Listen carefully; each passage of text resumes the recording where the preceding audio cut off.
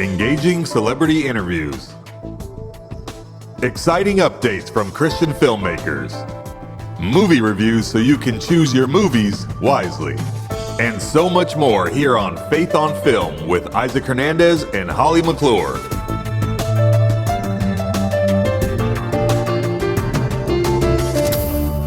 Hello, everyone. Welcome to this week's episode of Faith on Film. I'm Isaac Hernandez here with my co-host, Holly McClure. Hello, Holly. Hello, Isaac.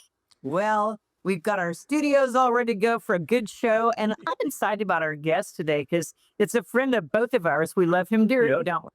Yes. Do you remember what happened, back in February or late February, early March? Yes. We got an award. We got an award. We're very proud of that award at the ICVM Awards for our bishop. Yes, we got the Silver Crown Award. Now, with the year before, we got the bronze. This time, we got the silver. Well, yeah, so we've got Paul Sirmons, who, of course, is the president of ICVM, who is, the producer, if you will, of the Crown Award. So I'll be talking to him for a while. And then you're just going to give us a lot of information on a whole lot of movies. It's a busy summer of movies, isn't it? It is a busy summer of movies. It has been, and it still is. We got a little bit of summer left, folks. I'm kind of blown away at how much there is out there for the PG-13 crowd. And we've got a rundown of some of the good ones and maybe the ones you want to avoid. So stay with us because you're going to get that whole lineup. And it'll help you also, not just for summer, but into when they go on streaming. That these are evergreen, so to speak, because it gives you a review that, when you see it on streaming, then you know all about it. So Absolutely. help you out there. Yeah. Well, that's what we have for today's show, but we're going to start off with this interview with Paul Sirmons. Paul, welcome to Faith on Film. Thank you. It's great to be here again, Isaac. Now, for those of you that don't know who Paul Sirmons has been a producer, director, line producer, UPM. You'll need to explain to me what that is. And first assistant director in both movies and TV for over 40 years now. You also have served as Florida State Film Commissioner in the office of Governor Jeb Bush from 2005 to 2008. But of course, now you're focusing a little bit more on family and faith-based content. And of course, one of the reasons I wanted to have you on was because you are now the president of International Christian Visual Media, or better known as ICVM. You can tell right there. And so we'll be talking about that. But before we even get started with that, maybe you can just give us a little bit of an insight into who Paul Sirmons is and how you got started into this film industry.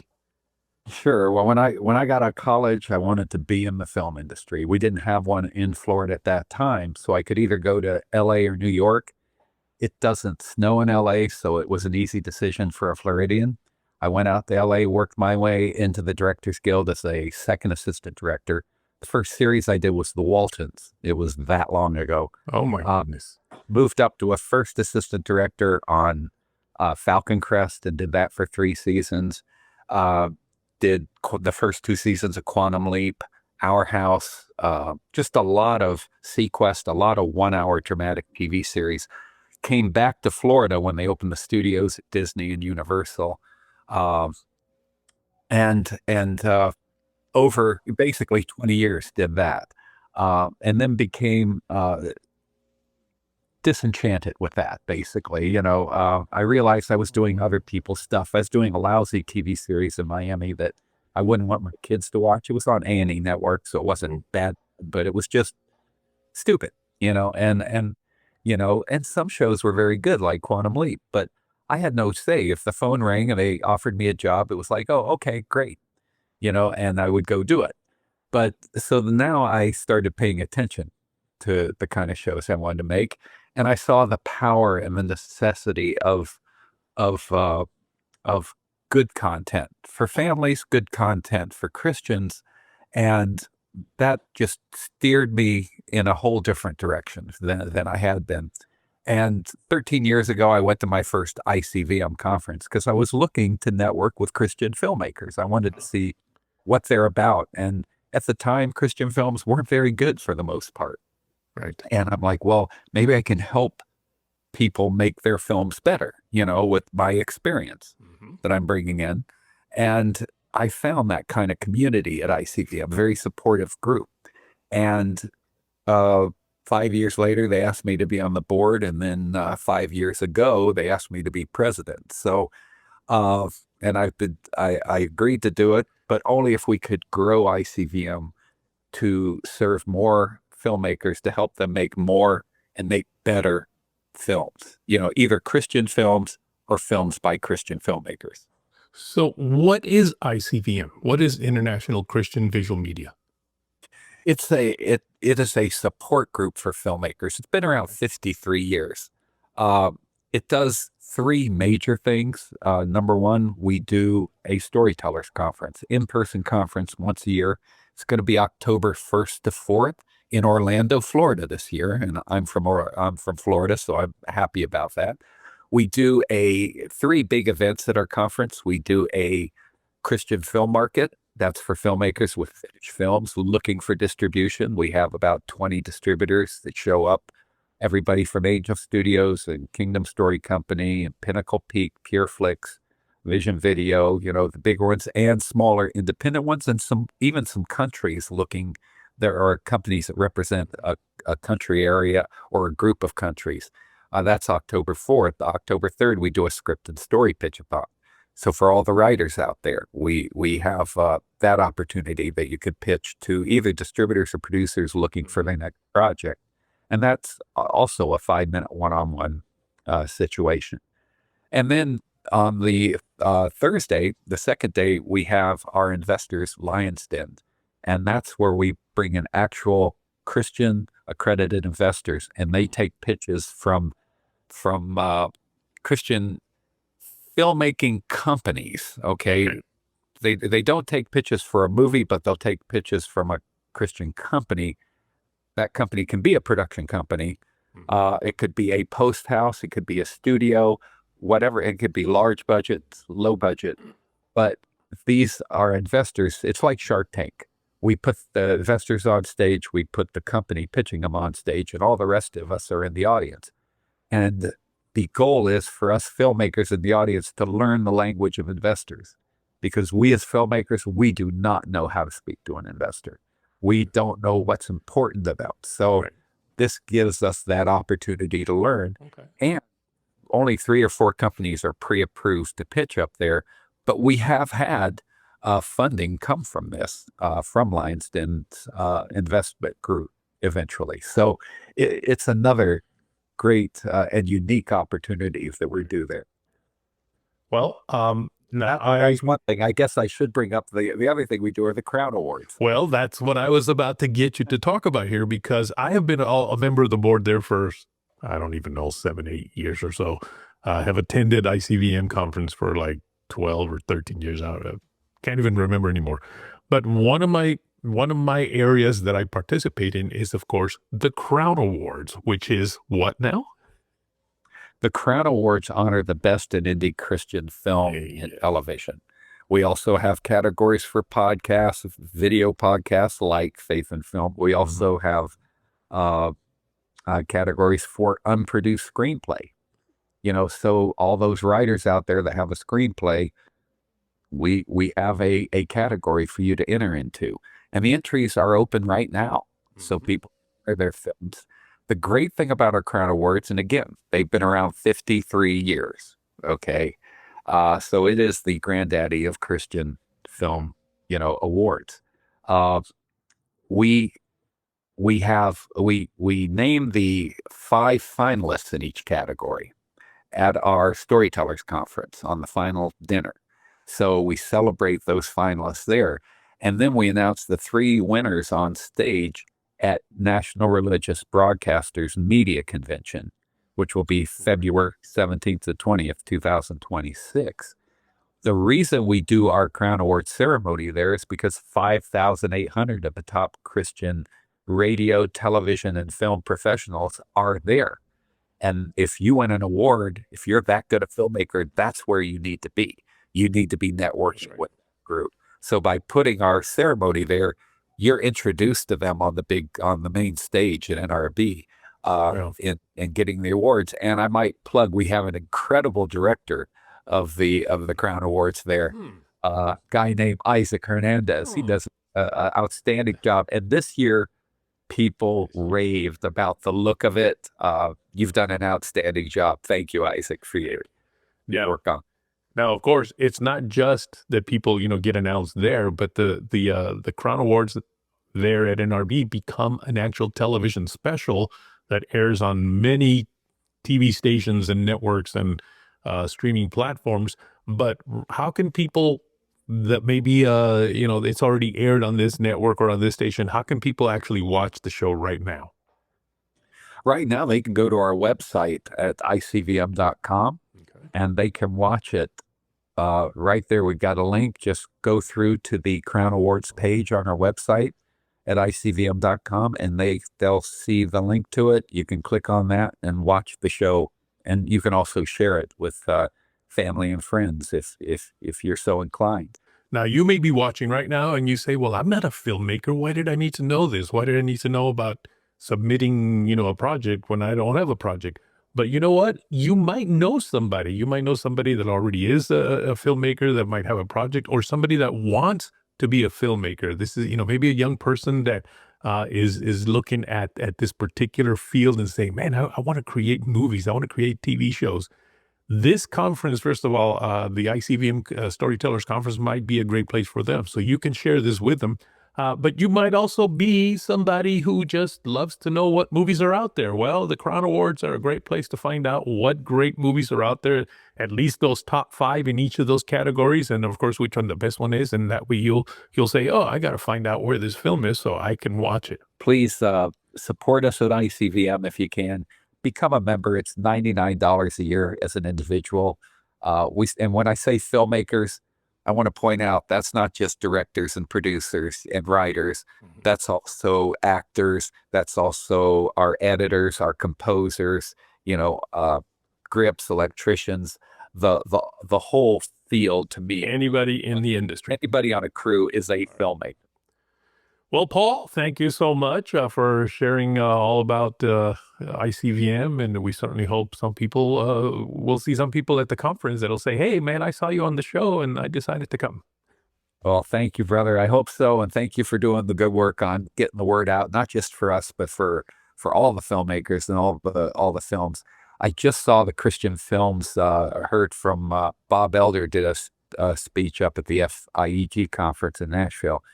And he pointed out that I think for one of the first times, Christian films this year are tracking above 5% of the box office, which is amazing. And it's grown from like 1 or 2% over the years. So good. The work you're doing, the work we're doing, the work that the other Christian groups out there that support filmmakers are doing is working. It's working. And we are seeing more and better Christian films. And I think everybody is excited about that. Fantastic. Well, thank you again, Paul. God bless you, brother. Thank you. Folks, we'll be right back. You've probably felt it. The world's moving faster than truth can keep up. And in this flood of AI mush and clickbait noise, something quiet but urgent rises. It's Prairie Winds, the flagship series from 3 Day Studios. Prairie Winds reflects everything that we stand for. Faith in action, truth with grace, stories that revive. So I think anybody who's interested should jump into this, because I think it's a chance to change the culture in so many ways.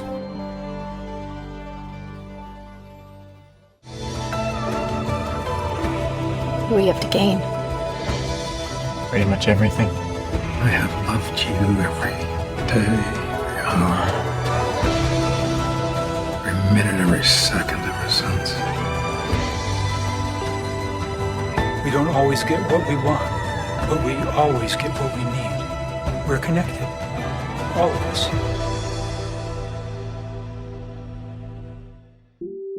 What makes Capernaum Studios different from other movie studios? We believe in empowering filmmakers to make stories that matter, inspire, uplift, and transform lives. From historically authentic sets to state-of-the-art, fully equipped sound stages, we offer immersive LED and green screen stages, ICVFX virtual production, period to modern sets, a first-century village featured in The Chosen, and much more. We provide everything filmmakers need to focus on what matters in making their vision a reality, producing meaningful content affordably without compromising creativity.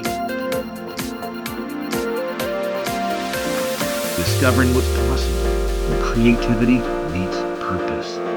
Capernaum Studios, empowering filmmakers to make dreams a reality.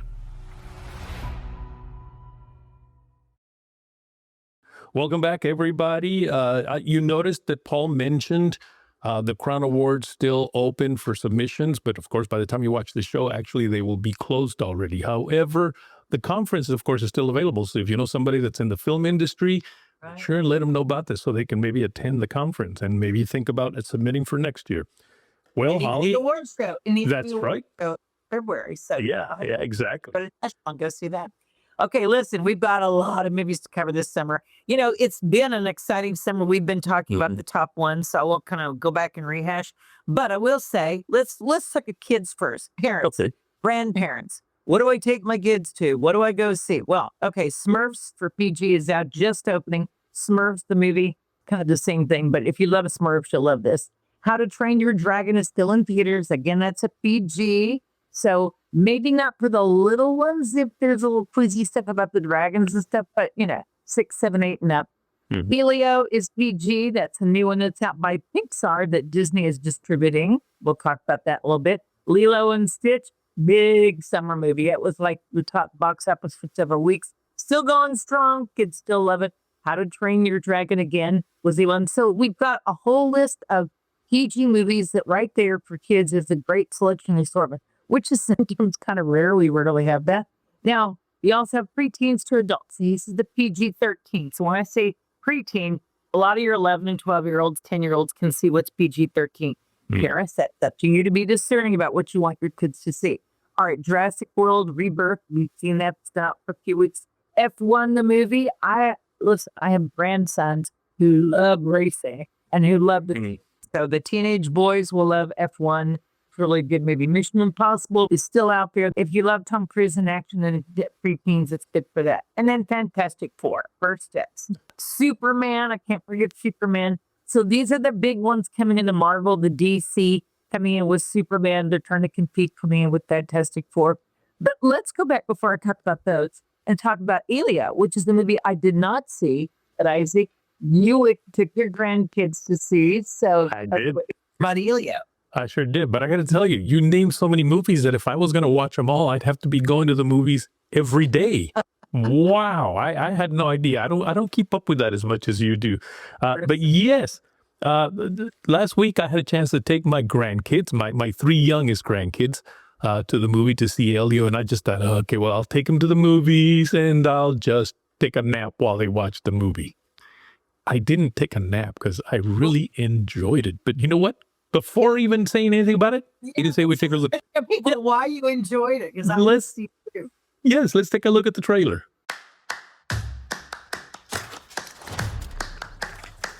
Okay, come and get me.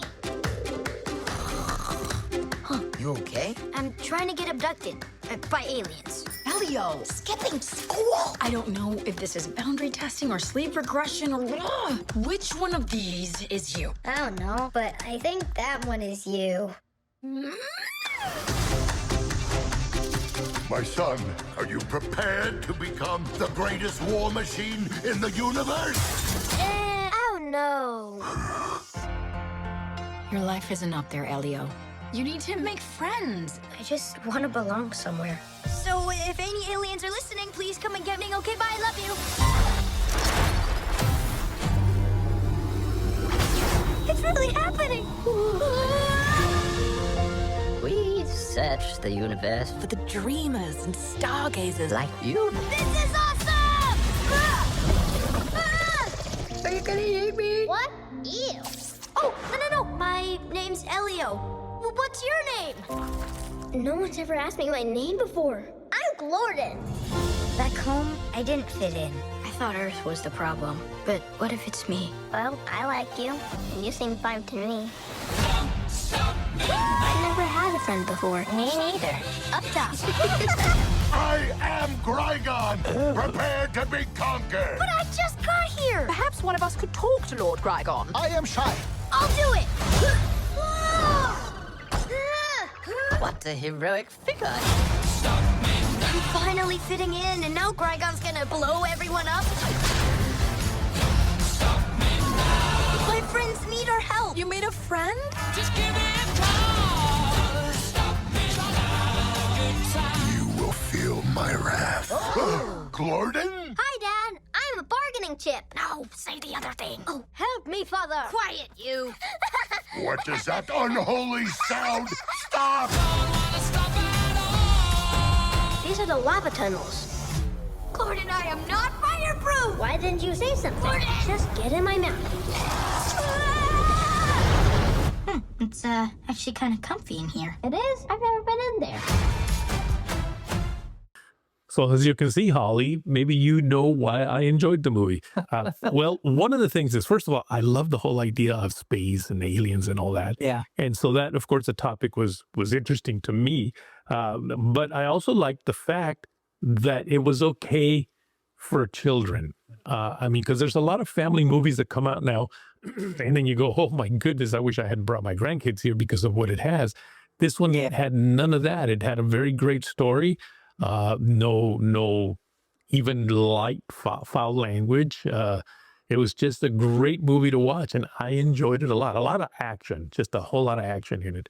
Yeah, that's one of the reasons I enjoyed it, was I felt like this is a great movie that I can bring my grandkids to. And it was very much about aliens, but it was also how he was different from other kids. And now he wanted different, and being different was okay. And I think that they kind of impart that theme and that story into it. That, you know, and he's in a sweet way. He wants to explore and be. I know. I'm glad you saw it, and I'm glad you had that review. Me too. A lot of parents are probably wondering, and I probably would have been one of those. Oh, this is just another woke thing. So I'm glad you saw it. Yeah, I was a little reluctant because, again, I don't want to like supporting Disney stuff right now because of all the wokeness that they've put out. But it was the only one that I felt this might be safe for my children or my grandkids, and it was. It was Pixar's worst opening ever for a Pixar film. Disney. That's weird. It had 83%, like you said. So they can't. It's getting positive reviews. So what they're thinking is that there's Lilo and Stitch, there's Smurfs, there's How to Train Your Dragon. I mean, there's other films out there that parents can take kids to. And so, you know, it's sometimes you're just competing against other things, and that's why you're not doing well. Another movie that's out right now, I want to get this in, is Fantastic Four. So let's take a look at the trailer and let's talk about it after. All righty. Wow, folks, we all know the story. 4 brave astronauts head up into space and come back forever changed. This car? Our city, our planet, owe a debt to these intrepid souls. And while we can never repay them, we can certainly celebrate them. Thank you, Fantastic Four. Thank you. Thank you, Fantastic Four. Please welcome the Fantastic Four.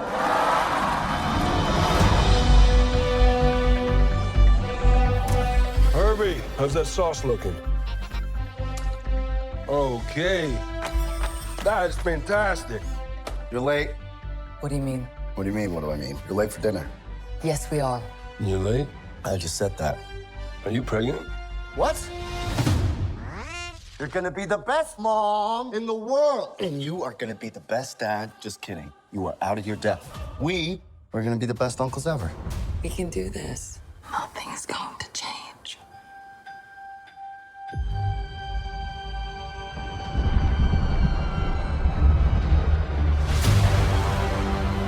Are you the protectors of this world? Yes, we are. Your planet is now marked for death.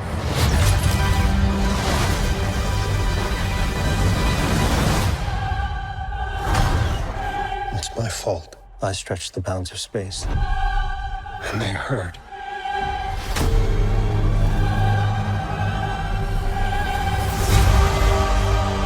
Are we safe? I don't know. There's not enough time. I'm not giving up. We will face this together. We will fight it together. As a family.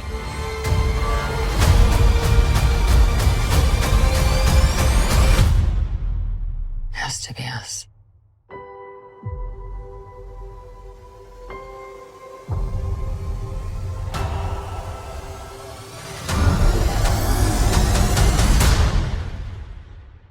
We will protect you.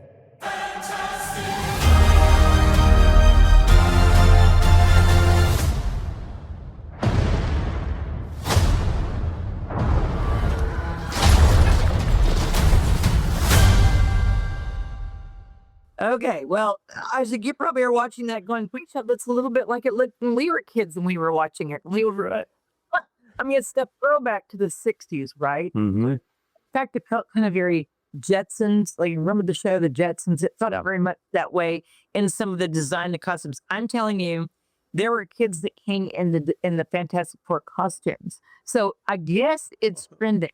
It got 88% on the Rotten Tomatoes. Didn't beat out Superman the opening, but it's doing well. It's the first Marvel movie actually that's made over $100 million because the last few Marvel movies have not done well, and because they've been woke. Okay, now in this one, there's not it's PG-13, probably only because it's got this intense thing where she has a baby and the alien wants the baby, and there's a struggle for that and so there's a giant that comes in. You know, folks, if you've been seeing all the Marvel movies and the monsters and the things, that's what it is. I like it. It's about family. It's got, you know, I actually like the other Fantastic 4 years ago that was done. I don't know. I just kind of like the acting, the way it was done better. Pedro Pascal is in this. So everything Pedro Pascal does these days is, you know, golden. But again, this is not a kid's movie. I don't think. I really just think it's too heady. It's too much about, and I don't even know if the action, if younger kids are going to understand. In fact, I want, there's 20-somethings going, what time period is this? What is this? Because they're not even going to get that time period, right? And how simple things work that way. But anyway, Fantastic Four is the other movies. We've got a lot of movies out there, folks, for you to choose from. You know, again, choose your movies wisely because the parents to know if your kids are for the action, for the monsters, for the language, for whatever's in it, you know, it's up to you to be the sending. Right. But we're presenting what's out there and excited that at least there's some good things for families, right? Well, absolutely. And that's why we are here, so that you will know the ingredients of what are in these movies that you are ingesting into your soul. So you guys make that wise choice. Well, Holly, that does it for today. Thank you for being with us and bringing all this great information on the movie. Absolutely. My pleasure. We love you guys, and thank you for supporting Faith on Film. That's right. Write to us at faithonfilmtv@gmail.com. That's faithonfilmtv@gmail.com. Follow us on Facebook, Instagram, and Twitter at Faith on Film TV.